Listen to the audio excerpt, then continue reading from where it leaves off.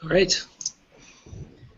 Hey, welcome to Demos for Democracy, an ongoing series of live interactive online demonstrations of the latest innovative governance platforms, tools, or methods. Today is our second session of the Demos program this summer. We'll be running a session about every 2 weeks, so be sure to tune in. I'm Basilio Valdeweza, Program Administrator at the GovLab. Today we're going to be talking about the Smallest Federated Wiki, a tool for collaboration. And joining us to talk about it are Ward Cunningham and Mike Caulfield.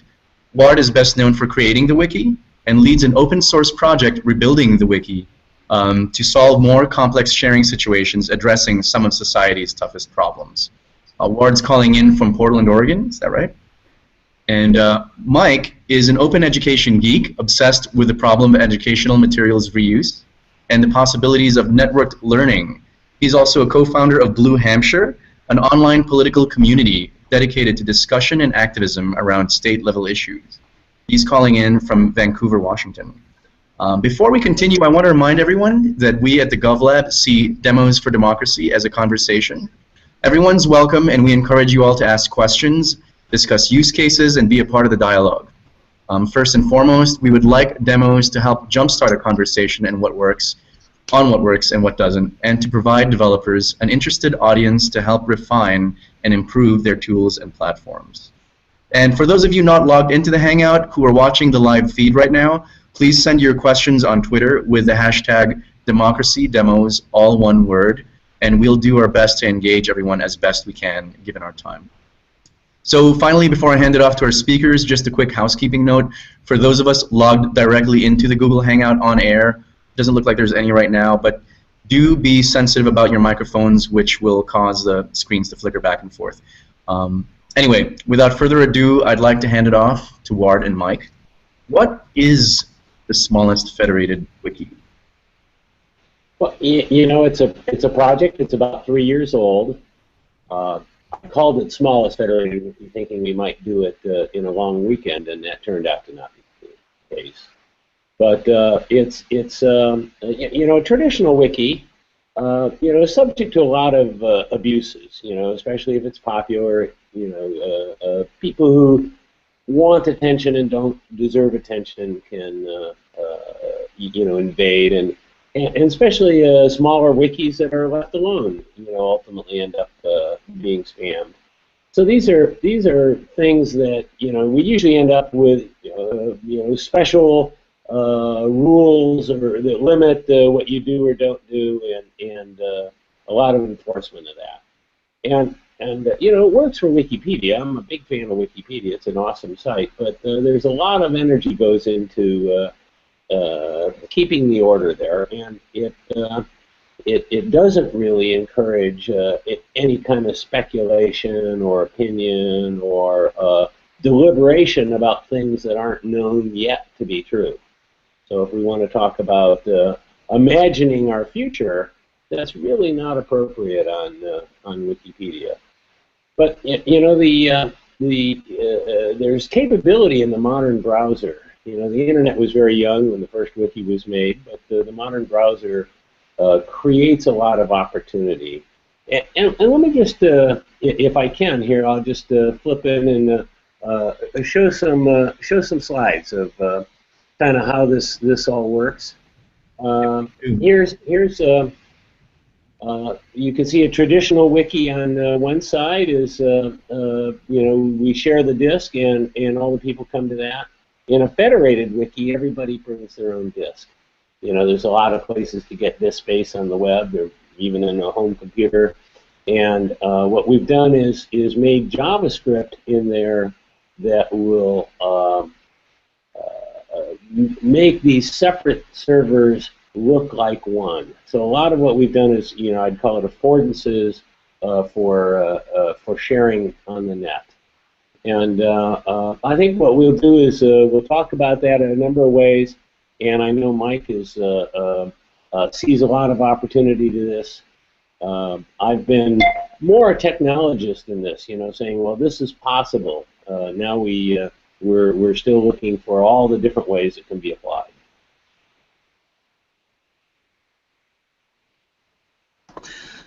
All right. Should I take it over from there and show an example of a use, or Or Well, Sure, yes, please.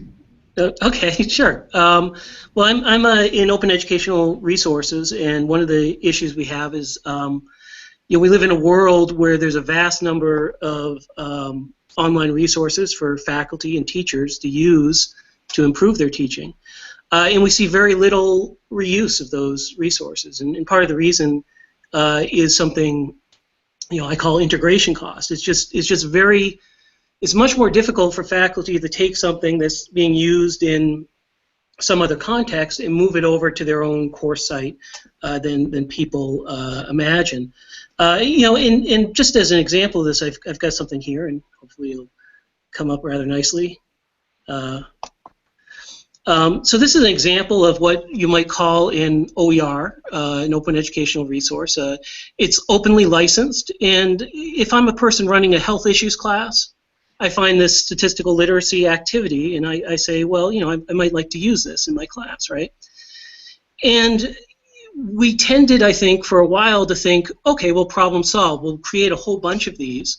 We'll encourage people to create things. We'll encourage people to openly license them, and then they'll get reused.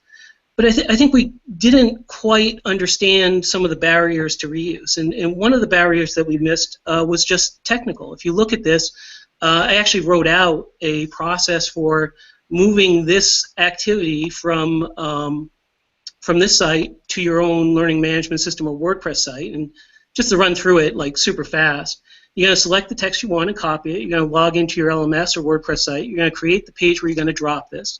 You'll title that page. You'll paste the text that you just copied in. You'll remove any weird formatting, replace any missing paragraph breaks. You're going to have to attribute it. So you come back to this page, you grab the URL from this page, and then you go back to your other page and you write adapted from whatever the title is. You link that title to this page. You go down to this picture. This picture didn't come along when you copied it, right? It's still being pulled from the other site. So you're going to go here. You're going to save that image as, drop it somewhere where you remember. Faculty generally forget where they put it. That's when I get the phone calls.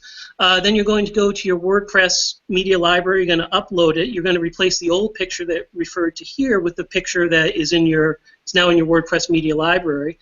Back up, remove that old picture. You go back to editing. You save. You publish. You check for errors, and now you go to the page you're going to link from. You grab this URL. You write up something that links to the page, and now it's integrated into your LMS. And I went through that, pretty fast. And I've been a quasi-regular blogger for about 8 years now, and so this process to me feels, or used to feel, pretty natural. I mean, we're kind of like fish in water when we look at how we do things on the web, but we don't understand that we're living in water. We can't really see that, right? But it's quite a complicated process. Now, let me just show you how it looks on Federated Wiki. Okay, so I have my health issues course here. I want an activity for this part of the course this week. We're going to watch this thing on food deserts, and then we want an activity. I find this activity over here, entirely different site, right? It's not a site that I own. We're not on the same login system. I just find this on the web. It's on an entirely different Federated Wiki site, not in this example, but it could be. And then I just take this here, and I just drop it like that. And then I hit this fork button, and now it's on my site, right? And the picture comes along, because the picture is actually JSON data, right? And if I want to link to it, the title, it's like a regular wiki. The title is just the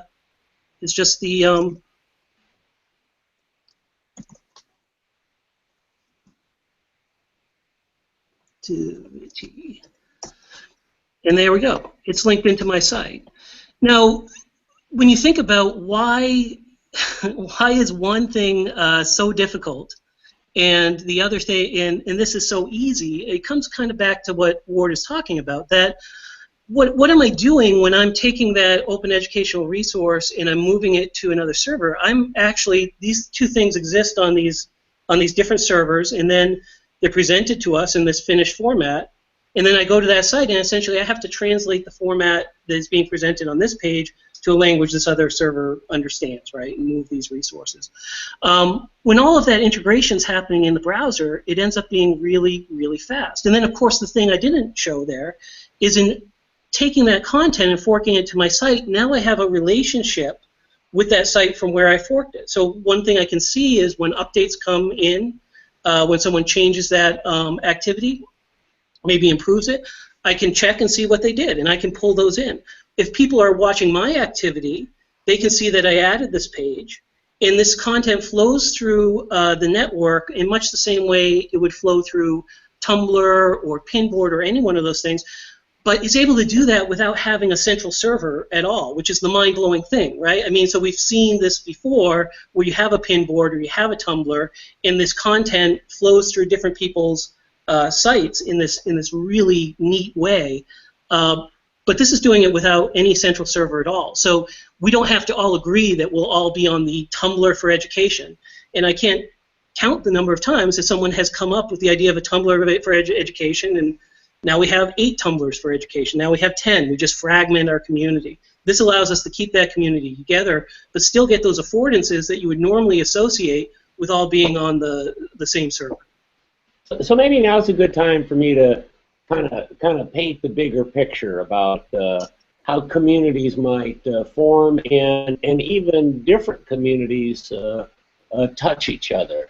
And I think that's, you know, my original support for doing this was based on open data, and it was in the, you know, the area of global manufacturing. And we said, well, you know, how is a global manufacturer going to share sustainability data with with their manufacturers, the product material producers, and so forth? And it's a complicated sharing environment because these people all have identities that are very important for them, and they're nervous about sharing. So we said, well, let's develop a process where you own your data, and but you allow other people to use it. And this is really the Creative Commons licensing. And then we said, well, but to do it, we don't want these to be computer geeks. We want to make it kind of click simple, like you associate with a wiki, but we wanted to get the separate ownership and the wiki and so forth. And what I want to do now is, let me just screen share a little bit, and I'll show you kind of all the parts there. And let's see, I'll slip back to my slides here. This is the diagram. Imagine every one of these circles is a wiki. Here's the global manufacturers, and they're talking amongst each other carefully. But you know, in the area of sustainability, it's something where there can't be just one winner. They compete, but there can't be just one winner because the Earth dies then. You know, and they're actually exerting pressure on the suppliers, and the suppliers are trying to please the manufacturers. But then we get these NGOs and other advocates, you know, and they're really watchdogs, and you know, they have an agenda, and they're pretty upfront about their agenda, you know, and they can talk to each other, but there can be data moving, you know, through here, and ultimately we have the data journalist. That the difference between them and an advocate is that they try hard to be neutral, and they're also on deadline, so they want to dig into this and find stuff quickly. Each of these people, each of these groups, they're going to be doing the sort of authoring that Mike showed us, where we're pulling up data from someplace, but we're using it for a different purpose. We're defending our analysis with it. But underlying all this is, if we're talking about data, hopefully there's good science underneath it. And in the process, all of these people serving well, when we're talking about data, I'll say not the public, but the interested public. You know, that there's a public up there all the time. And this was the driving vision, where I said, can we put together, you know, in 2011 when we started, pieces that will do this and allow all these different wikis to work as one. And so this is what we ended up with. This is you know, just a screenshot. This is 3 pages from 2 different sites, and we use these terms pretty loosely. You know, a wiki pages has 3 wiki pages in one web page, and a wiki page is very simple. The simpler the format, the easier it is to share. We call this a story. It's just a list of items. Each item is a story. There's different kinds of items, and that's how we can get the video and the data and so forth.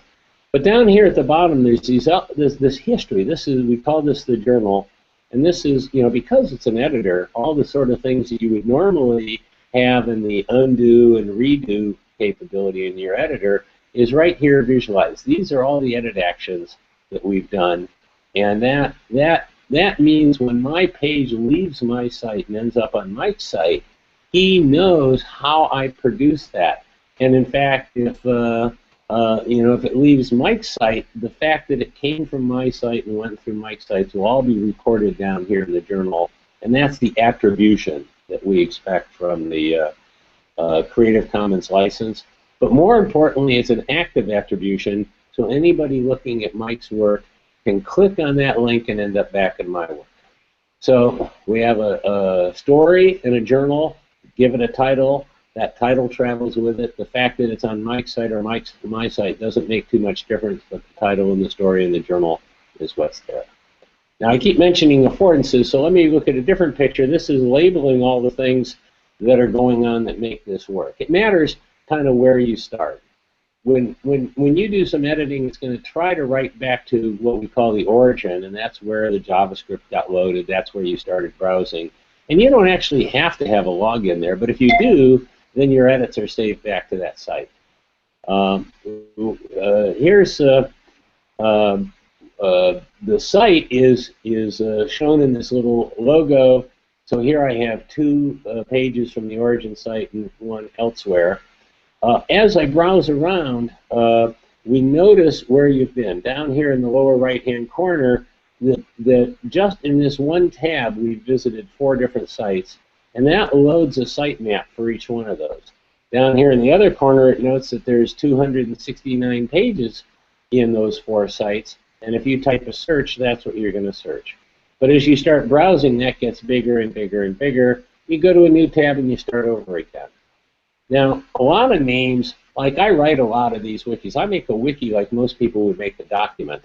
And, I'll make a page about myself that defends why I'm creating this particular wiki versus any other wiki. And I usually have a link. Here's a reference to another place that I write. And so that causes this to be in the neighborhood. All these pages get, kind of woven loosely from site to site to site, based on any given particular page's need to hook together.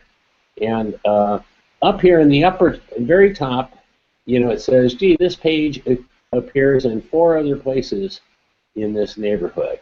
And it also notes that all of them it's older. So this is a fairly recent site, and so it has a recent copy of my little bio here. And that's how it works. It's that simple. All these things, the drag and drop nature of it and so forth has taken a while to develop. But as we work on it, we just use it every day, day in and day out, and over time discover all the different ways it can be used. This is one reason why I'm so excited about Mike being involved, because I'm really a programmer at heart, and he's really an educator at heart. We're both kind of politically leaning, and we see a lot of value from this in kind of collective decision making. But it's really about all kinds of different little things. Like Wiki was never about anything in particular. Pretty much everybody has a wiki one place or another that they write in, and of course there is the encyclopedia. But it's a much bigger concept than that. So I wonder where we should go next, Mike. Well, let me show just maybe I'll hop back on screen share just to show an example that's a little more civically oriented. If this right here is my voting in is the voting in Camas page coming up. So if you see this, it should say voting in Camas, Washington. Now I recently moved here to Washington. I was a political geek in New Hampshire. Washington turns out to have some pretty weird voting issues because of the mail-in votes and because of something called the open primary system. Now, when I found out that I had actually misunderstood how to vote in Washington, I just very quickly wrote up this thing here, right? Which basically says, okay, here's the things I have to remember. It's really documentation more for myself than anybody else. The neat thing about this, again, is when I think about these issues of reuse, so I've written this voting in Camas, Washington, right? But if you wanted to get over here and you wanted to do, voting in Seattle, right? Caulfield. PW, and this is called a farm, which Ward can talk about what a farm is. But it's really like documents. And if I wanted to create something on voting in Seattle, Washington, what I might do is I might find this other site that's voting in Camas. I've managed to bork that there. I might find this other site voting in Camas, and hold on. Always happens, right? So I might find this other site voting in Camas, and I bring some stuff over. So this would be, I put in my thing there, and then I would pull in this document here. While Mike's doing that, one thing is we encourage every wiki to have one page in common, and that's the welcome visitor page.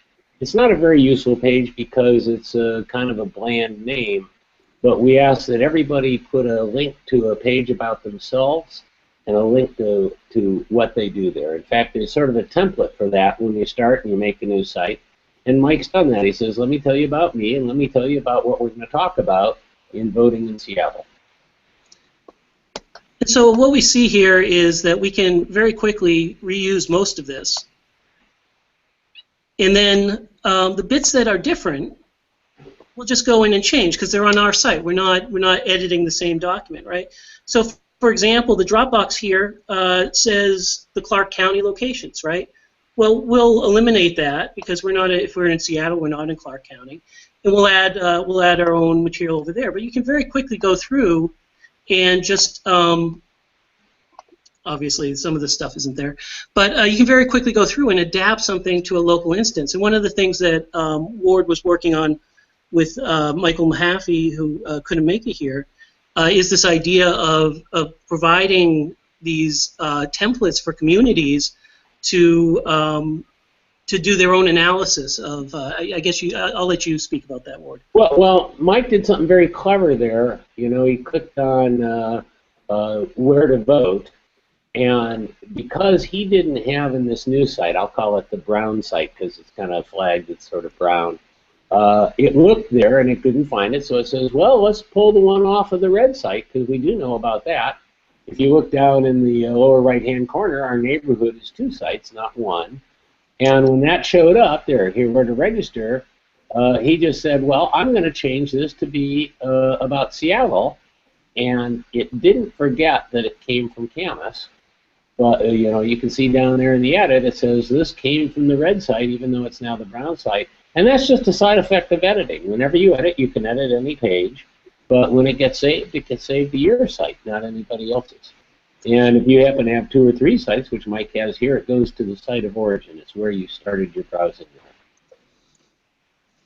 And if you put new information on, I'm not sure what's showing up on the screen at this point, but if I new information. And then if we go here and we reload this page, what we should see, if the demo gods are being kind, is we see that it's newer, right? So now we can see that there's new information here. So what I benefit from is I've taken someone else's material and I've used it, but if someone else actually goes back and if there's a change in Washington law, something like that, and they make a change to their own notes, those changes can ripple through the system. So it's a way of us all having our own space, yet at the same time benefiting from the work other people do. It's also an incentive to share because, of course, when you get involved in these networks, something that you do just in a day to make some notes, just in 10 minutes to make some notes to yourself, can very quickly become something that is providing you with new information through the network. So recently, I actually am planning a move to Japan. I'm going to be taking a job over there next month. And one thing that I actually noticed was the amazing number of blogs and disparate information out there on the internet about all the different experiences of people who've done the same exact thing. There's a lot of English teachers who go over there, and they all have different things to say about what sort of bank account they used, what sort of like rules they had to follow in their local province or town, wherever they ended up. But the deposits they had to pay for apartments, how to deal with the local authorities, etc., health issues. And what really drove me crazy was how it was really hard to tell sometimes when and where these things were written, and how I had to sort of use Google, which is sort of like using a cudgel to beat a fly, to sort of find all this information and kind of just use my own brain to process all of it. And one of the things that really stood out for me when you were showing this to me was how this was a really great way to funnel all that information into one place, where all these people could really just sign on and put this information one time and not through millions of different blogs, and have it changed by others who were also interested in the same information. Like, I'm about to go and do the same thing, really. You know what you're going to do is you'll probably write a blog after you've been there for exactly a month, and you'll say, boy, if I knew then what I know now. And that's because your experience is a little different than everyone else's. But what we'd love to see is, while you're roaming around collecting this information from a dozen other sites that seem to be people kind of like you and going to an area kind of like you under circumstances kind of like yours, that you pull it together and it becomes kind of your working list of what you're going to do. And it's your own notes. I think of it as kind of cliff notes. That was the shorthand for, that you would read if you didn't have time to read the whole work. And this is your cliff notes. You're making cliff notes on how you're going to travel, and then when you do travel, you'll go back and improve, and you'll say, well, this didn't turn out to be the way I thought it was, and now I wish I'd do this. But now instead of 10, you've got 11, right? You've got your own and those others, but yours is you take the time to collect all that other stuff, and yours is better than all the others. Until number 12 comes along and uses yours and follows and describes. So collectively, over time, this gets better and better and better, but it doesn't say that we all have to travel the same way. And that's what's brilliant about it. We get to be individuals, but we get to benefit from the experiences of others.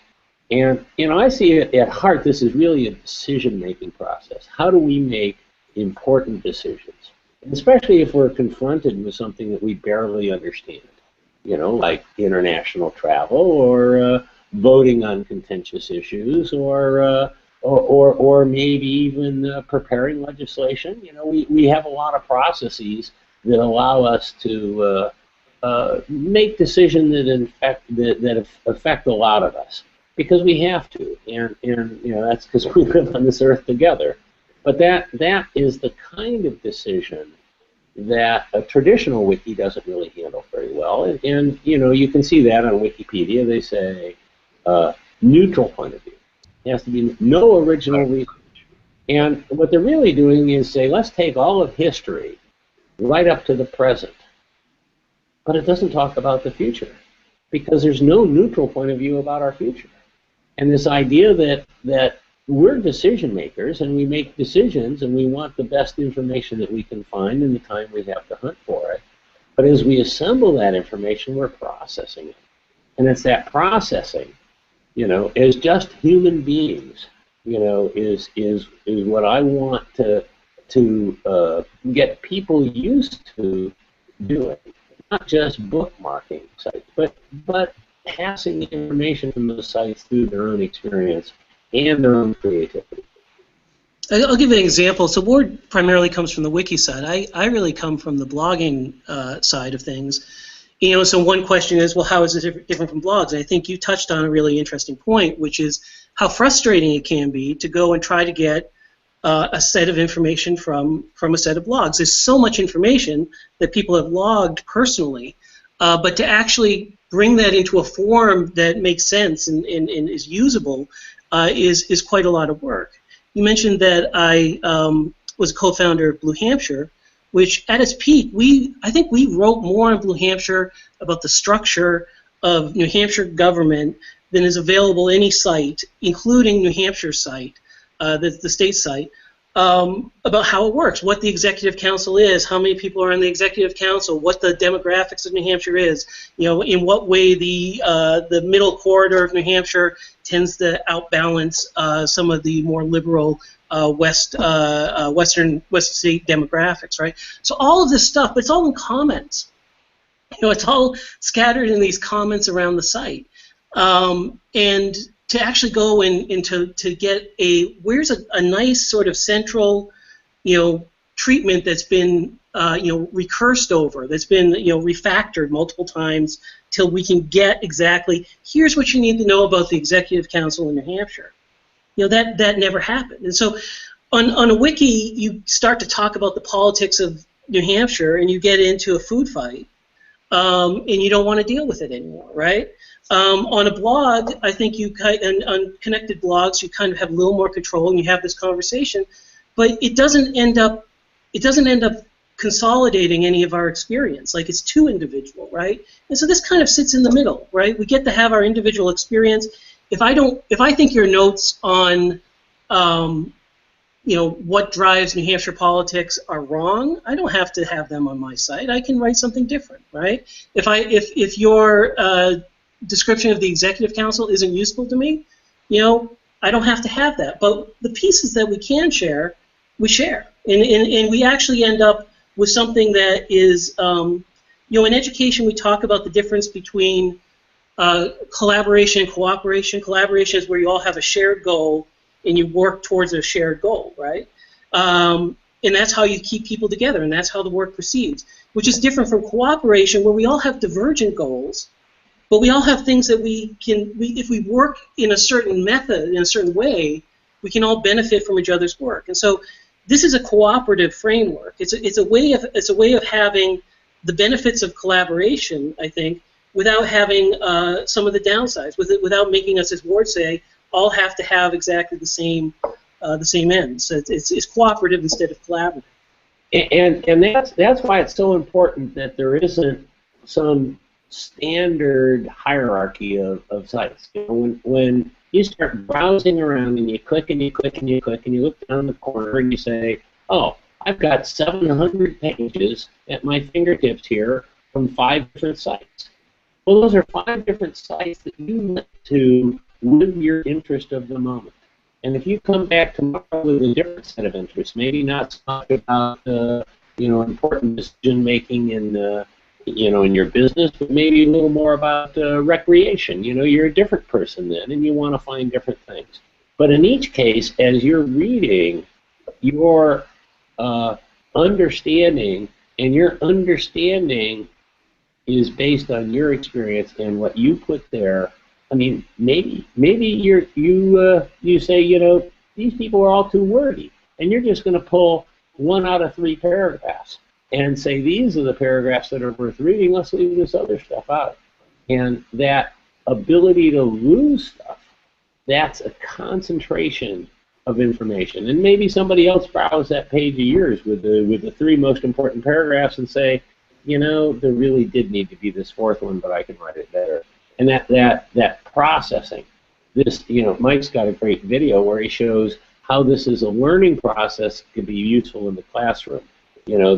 Part of doing research is writing basically a report, but we do it mostly by reading, understanding, and refitting that information together to fit a thought process of the moment, and we aren't requiring everybody to think the same way. I have so many comments about this technology. I think it's really great. But I'm going to let our chief technology master, Sure. Arnaud, have a few questions. So first, thank you so much, because I watched religiously your videos, but I don't think I got the gist of what you guys are doing. So let me apologize about those videos. There's a series of videos on Smallest Federated Wiki, and if you search for them, they're easy to find.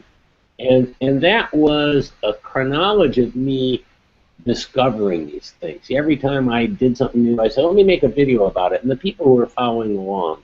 But it's not exactly tutorial, and recapitulating my experience is not the easy way to understand this. But, you know, Mike makes much better videos than I do. So, so anybody out there look for Mike's videos. But anyway, go ahead with your... I mean, let me try for myself and maybe for our audience to try to share with you what I understood of what this is all about. So, so for me, it's an ecosystem for content. So you have the word federation in the name of your project, and what's interesting is when you join the federation, there are things that you have to give away, and there are things that you can get for free. And I think that what's interesting is when I joined the federation by publishing some content on my wiki, so it means it's okay for people to take the content that I create, but it also means, as you showed through your demo, that it's very easy for me to drag and drop some content from other people's website, and I think this is great. And actually, I like analogies and I like patterns, and as Basilio mentioned, I am a technologist, so there is this technology called Docker, which is like container for stuff, and I think that after listening to you guys, it seems that this is like Docker for content.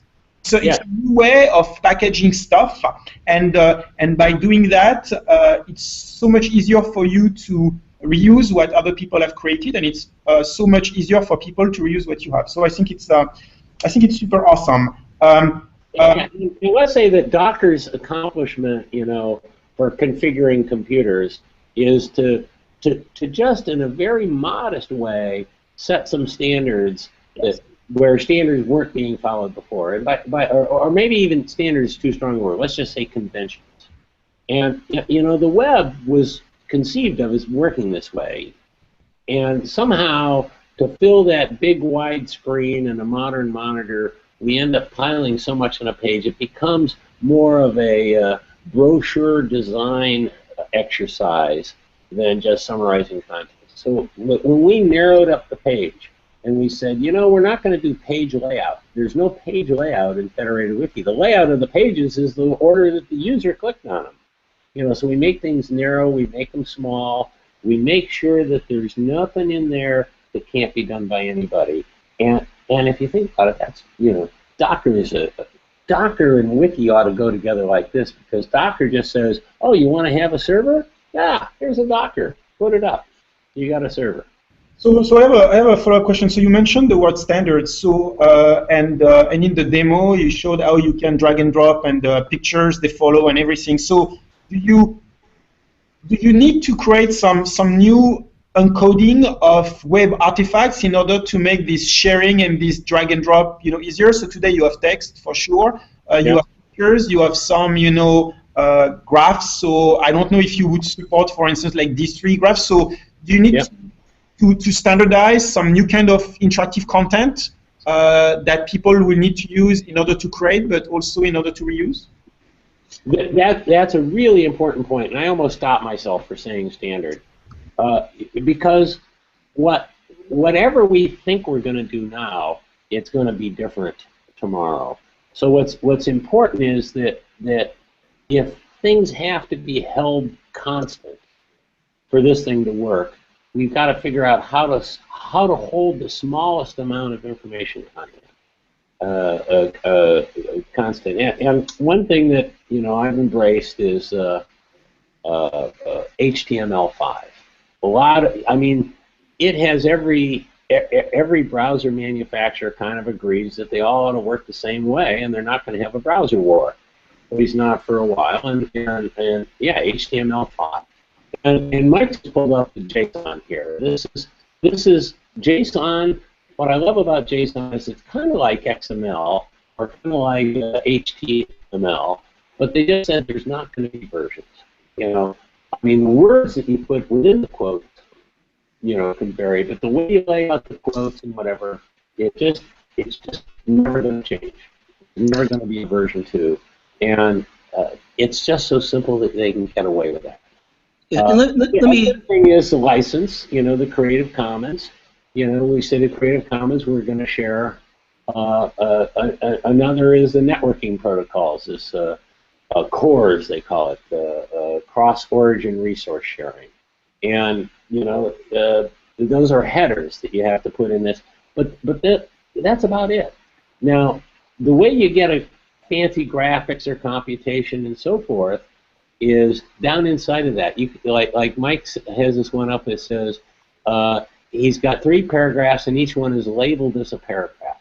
And that says you need to know how to view a paragraph to be able to see what this text is. And if I put something up there that's a graph, it might say graph, or it might say D3 option 12 graph, or something like that. Yeah, he's going to pull one up here, and you'll see there it says image. And so that's the type system, and that assumes that there's some JavaScript that gets loaded dynamically. One thing I saw that Mike did is he was doing something with movie reviews, and he says, well, I want to be able to click 1 of 5 stars. And so that was your brother? Is that right, Mike? Yeah, so my brother wrote something called a 5-star plugin, if I could remember where the movie example was. I just think it was really cute. You go find it. And he just said, well, there isn't any way to click on stars. So he made a plugin that clicks on stars and remembers them. And, well, it turns out it remembers it. You know, clicking on a star is just like editing a paragraph. And that, yeah, see, there you go. Clicks on stars. Now, if you look down there in the journal, every time he clicks it, there's more history there. But go ahead and let's look at we'll see what the JSON is. So this is our vision. Now, people have called these applets or something like that. Everybody has a desktop, extendable desktop, something or other that you can put widgets on. But this is the one that's a wiki. So if you put widgets on these wiki pages, then they move around just like wiki. And so this is our extension mechanism. The other thing is, if you're ever editing something that has a special markup, you just say, show me the docs for that, and the docs just come up as one more wiki page. And we also suggest that the docs explain where to get the source code, what community is making this, and how you can be sure that you even want that code. So there isn't a store. You don't go to a store to buy plugins, but you expect to find a community that has them. Oh, look at that. That's cool. So he just made 2 of them. So there is an interesting technology. I'm sure you're aware of it. It's called Polymer. Actually, it's from Google. It's a way of creating some HTML components, and there would be probably a very easy way for you guys to use that to make like the copy paste and the drag and drop very easy. Yep. So one other, I have two other questions. The first one is like the granularity of what you can take, and the follow-up question is what's the correct analogy with Git? Because you can kind of fork, you can be notified when a change works. So how would you say it fits with the way Git or social coding like GitHub works? Well, we certainly get a lot of inspiration from Git, and it's not the first site for sharing software. It's the first one that really didn't burden the person sharing with a lot of responsibilities. It used to be if you didn't run your open source project well, you were a real heel, and if somebody forked your project, it was because you were a failure. But Git made that different. It says, no, being forked is a compliment. And we're trying to do the same thing with Wiki. If you write something good and it gets copied 100 times, well, you're a good person. If it gets copied 100,000 times, you're a fabulous person. But here's where it's different than Git. And Git is really aimed at source code where you put the modules together, and all those lines, the order of the lines is really important. And once that order is set, it's hard to change. In fact, if you take a subroutine in the bottom of the page and move it up to the top of the page, it basically says, oh, you deleted this one and added that one. It doesn't understand that there was a move. But because Wiki is an editor, it's not a source code manager.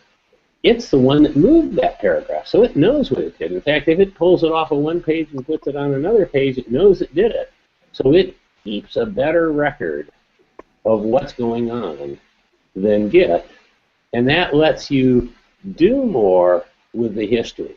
Now, we're still exploring what the limits of this are, but it's Git inspired, but we're not limiting ourselves to what Git can do. We're limiting ourselves to what HTML5 can do. Okay, so another interesting element, because I'm sure that you are, like everybody else, looking for a killer app for a new technology, and I'm not surprised that education seems to be like the first killer app, because first there is a willingness, I think, of educators to share. There is a very strong willingness of educators to reuse, because they don't have time to come up with new problem sets and stuff like that. And also what I find interesting with education is sometimes you can just take the inspiration of a problem set, which means that the phrasing, the facts, and then you can just change the question. Especially if you take some math problem, so you have like a short paragraph explaining that little Timmy has only $5 in his pocket and needs to buy blah blah blah. And so I think that this kind of content is really like perfect for your federated wiki, because you take everything you can, and you can make some changes, and it's still very relevant. In a more civic context, where what you want to do, you want to copy maybe like state legislations or regulations around voting, I don't see so much the need to go beyond or to make some changes. So I think that based on my very limited experience with the Smallest Federated Wiki, I think that education for now is like the perfect match. Yeah. Well, I think it is too. But before we let Mike have the floor, I just want to mention that one thing that I try to drive out of my mind is the fact that this is a document. This isn't a document, it's a wiki. And the problem with a document is your focus is on getting it done, getting it right, getting it published, and frozen in time. And people will talk about living documents and that, but there really isn't much support, because we have this, let's call it the tyranny of the printer. And so I made no effort whatsoever to make these things easy to print, because I didn't want people to think about them as something they're going to print out and distribute. No, the distribution is automatic, and the idea that it's ever finished is the furthest thing from anybody's mind. It's all about, oh, I've got something in the moment, it captured my thought in the moment. How do I get on to the next thought? And this is something that I believe in. Oh, are you still there?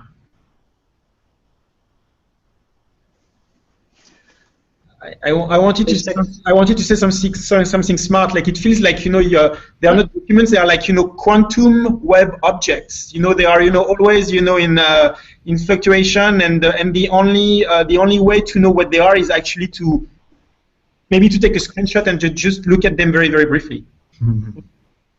Yeah, well, that could be.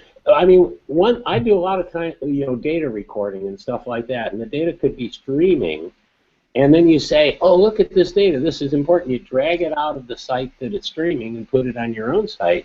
And you've basically frozen it because you disconnected it from the source. But then you can write about it and talk about it, but somebody else can go click on the link and go back to the source and see if that source is still producing the same thing. And if we're talking about sustainability data, there's a certain amount of water used to make cotton. And people are finding ways to make cotton without using so much water. And so when you say cotton is dangerous because of all the water it uses, well, maybe not tomorrow. But being able to live in that moving environment in a changing world, that's what we're about. So when I was working for Google, and my favorite question interacting with people from the outside was, so let's assume that I'm going to put in front of you a lamp. And inside the lamp, there is a genie. So when I rub the lamp, the genie is going to emerge from the lamp, and the genie is going to grant you 3 wishes. So if you had 3 wishes related to your project, of course, I don't care about your favorite, sports team or any other, hobbies that you might have. What would be these 3 wishes? And you can address them to our genie or to the collective genie of the the people who are watching live or the people who are going to watch the broadcast later on? Well, what would I ask of the genie? Oh, that's a good question. You know, I tell a genie story too. I gotta tell it first, and that is that computer programmers are like genies. You know, you ask them for something, and they can wave their fingers over a keyboard, and pretty soon you have it. And just like the genie, it always disappoints. You know, because the computer is so little, it does exactly what you ask for, and you say, "Oh no, that's not what I wanted." So you get another wish. And the real problem with computer programmers is that there's no limit to the number of wishes. There will always be another program. It'll just keep coming. It'll just keep coming. And there'll be another side effect and another side effect and another side effect. And so this is what I really want. Is I want people to be comfortable with this idea that everything we do has consequences that we can't imagine, but that we have to get very good at living in a world where there's lots of consequences. And, you know, it's not just how much money can you make in a month. It's how, of 100 different ways you touch the people around you, how can you keep track of 100 different ways? Well, you know, that's what we use computers for. But people have to get used to thinking about 100 things at the same time. And that's my first wish, and we'll see how that goes wrong, and I'll make another couple. So what's interesting in what you describe, and also when you mention like the ripple effect. So assuming that everybody starts using the smallest federated wiki, there will be like a gigantic graph of interconnections of wikis pointing to each other, and so we could have something like the butterfly effect. Like someone making a change, a tiny change somewhere, in the wiki universe, and rippling, and having like tremendous, hopefully positive consequences at the other end of the planet. Yeah, I hope so. And the only break I have on that is that as it ripples, it goes through different human minds. This is not like the power grid that could become unstable, and people will be scratching their head, what's it doing? I mean, everybody will know what it's doing because they're doing it. Mm-hmm. And I'll just say, this was the vision of the original web, and somewhere along the line, it got made so complicated that nobody makes a web page anymore unless they're really motivated for business reasons or something like that. But, the dream was that it was easy, and we're just trying to get that dream going again. I would say too that if I got a wish, I think there is this problem with demonstrating this to people because we don't really have the scale, I think, to show people what it would be like. And people ask questions like, well, what will I do when there's 80 versions of something? And I think I can say I think the likelihood is there may be 80 versions of something, but you're only connected to 5 of them, so you're not going to care about it. But you get into a hypothesis, and you start to have these arguments about, hypothetically, when this is this big, how will this work? And so, to some extent, I would like to, if I had a wish, I would like to just see, a big enough community that we could show people what this looks and find out ourselves, and so that we're not just talking about, here's what we think will happen. When Alta Vista first came around, people stressed out, I think, about the number of web results that they were getting. All of a sudden there were all these web results that they couldn't look at. And people look, I think, at Federated Wiki and they look at, there's all these versions. How will I know which version? How do you know which link to click? I mean, I think we don't really know socially what this will feel like socially until we have a social environment to do it. So if I was to get a wish, I would wish someone watching this right now knows 80 people that would like to try this at once, and would contact us, and we could see, hey, this is what this looks like at scale. We are absolutely interested in people who have a community that needs this. Like people would say, well, could I use your wiki? And I say, well, why don't you just make a Facebook page? And if they say, well, I don't like Facebook. Well, that's not a good answer. But if they can tell me exactly why Facebook doesn't provide what they need, not whether they like it or not, but whether they really do need to be distributed, and they need to be distributed in a way that we're distributed. Some people call this social machines. I've invented another kind of social machine that just hooked up the pieces differently than Facebook or Twitter, but it's one that is, I say, biologically inspired or culturally inspired. I take everything I know and I teach it to my kids, and then they move out of the house and they don't even phone home. That's just how it works. You're writing out there into the future, and my kids interact with tens of thousands of people that I don't even know, but I know that I've done.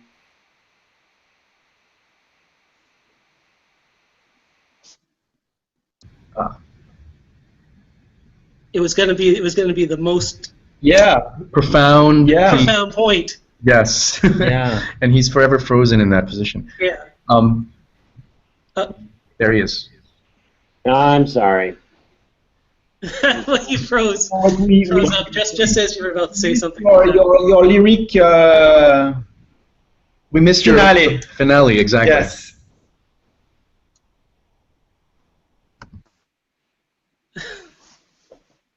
Well, I do want to say. Am I moving it? Sometimes if I turn off the video and turn it on again, it works better. Oh, well, it was so dramatic that I can't even remember what I said. But something about... Looked out by the network.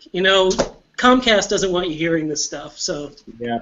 Well, we have a lot of growth in the company I work at, and our network connections don't keep up. So I think people getting back from lunch are, getting on and doing file transfers or something. I apologize for that. But everything that we've said here, we said 10 times over in the wiki, and there is this culture, and this is the little garden that's going to become big fields, and eventually will reach the people who need it, all around the world.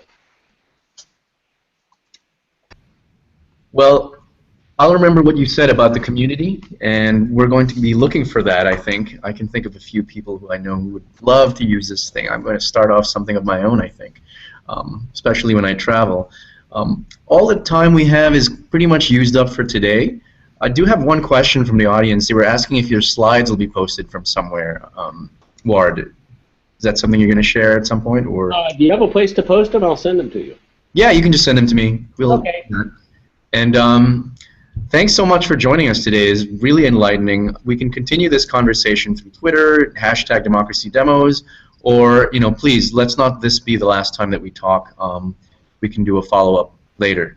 Well, we're looking forward to talking a lot about the data aspects of that, and Michael Mahaffey is the other Mike involved in this. Yes. And we'll dig into that too, because it's just as interesting. Be very happy to arrange another demo for that. That'd be great. Thanks to both of you again for taking all this time with me. Thank you. Thank you. Thank you. Take care, gentlemen. Bye-bye. Bye-bye.